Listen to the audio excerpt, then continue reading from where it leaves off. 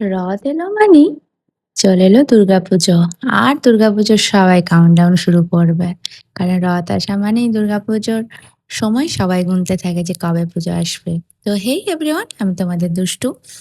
তো দেখতেই পেরেছো ছোট, ছোট বাচ্চারা অনেক রথ বের করেছে। বেশ ভালো লাগে আমার এগুলো দেখতে। তো আমি আর আমার কাকার মেয়ে মানে আমার বোন হয়।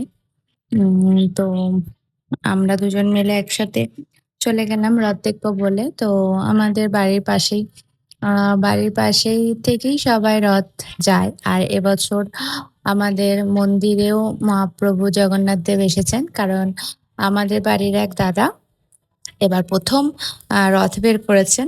তো সেই উপলক্ষে আমাদের বাড়ির মন্দিরে জগন্নাথ মহাপ্রভু এসেছেন। তো খুব ভালো লাগছে। তো মানে খুব সুন্দর লাগছে। আর আমাদের বাড়ির দাদা যেহেতু রথ বের করেছিলেন, সেহেতু দাদা বলেছিলেন যে, "সবাই যাবি রথের সাথে।" তাই জন্য আমরাও গেছিলাম। তো এরকম অনেক বাচ্চারা সব রথ বের করেছে ছোট, ছোট। ওদের বেশ রথগুলো দেখতে বেশ ভালো লাগে। তো একটু রথের সাথে ঘুরলাম। তারপরে মন্দিরে রথ রেখে দিয়েছিল। তো সবাই মিলে আমরা এখন যাচ্ছি হেঁটে, হেঁটে। আর বেশ ভালোও লাগছে, একটু গল্পও করতে পারছি। আর একটু হেঁটে, হেঁটে যাচ্ছি। মজাও লাগছিল, আনন্দও লাগছিল, আবার খুব ভালোও লাগছিল। তো তোমরা কে কিভাবে রথ কাটালে? কিভাবে তোমাদের ওখানে কিরকম রথ হয়? আর কিরকম মেলা হয়? আমাদের এখানেও মেলা হয়। আর এখানে সবাই নাচটা দেখছো, তো এখানে ধরো ঢাক বাজছিল তাই। আর এই দিক থেকে আসছিল আমাদের কালীবাড়ির রথ। এই যে আমাদের যে দক্ষিণ কালীবাড়ি আছে, সেই দক্ষিণ কালীবাড়ির রথ বেরিয়েছে। তো দেখো রথটাও খুব সুন্দর সাজিয়েছিল।